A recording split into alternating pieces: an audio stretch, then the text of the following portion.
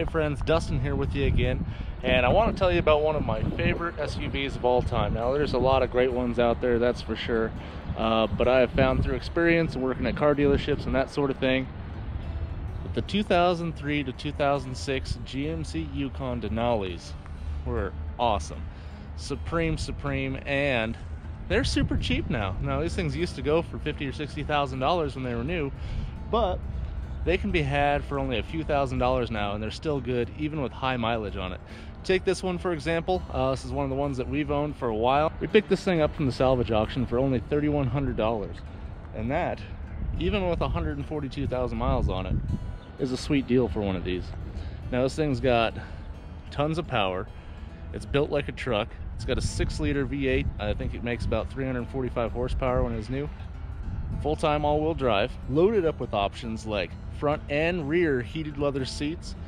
Front seats have memory recall positions on them, rear entertainment, rear air conditioning in a separate unit, Bose 6-disc sound system in it, lots and lots of options, and a ton of room too. So there are 7-seaters, but these XLs did come in a 9-seater option with 3 bench seats, so you could have a ton of people in it. Even with 142,000 miles on it when we bought this one, $3,100 is a steal. Now there's SUVs that you can buy that would be in that price range with less miles on them.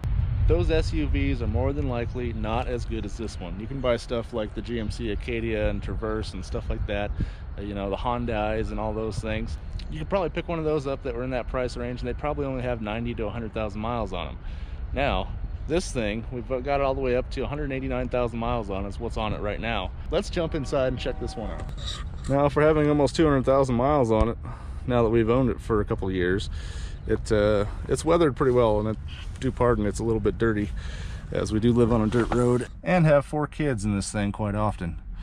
Tons of room, loaded leather heated seats, front and rear entertainment, rear DVD, 3rd row seat, and even with all this seating capacity,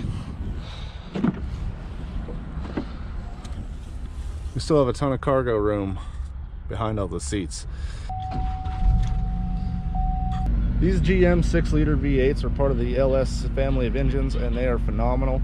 It's a giant iron block. Granted, it does only get probably 14 miles to the gallon. Doesn't really matter because it's built extremely well, and this engine's going to last a long time.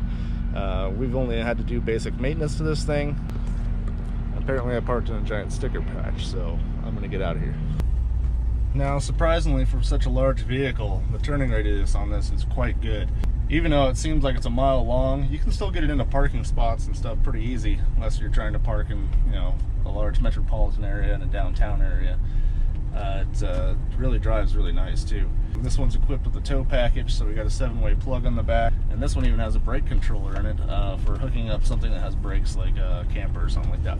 These things are excellent to drive, and they are becoming very cheap. It's very easy for somebody to get into a full-size luxury SUV that can tow like a truck and not break your bank.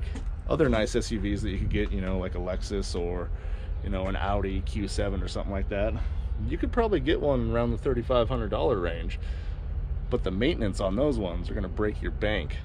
In my opinion, this is one of the best SUVs you can get for under $4,000.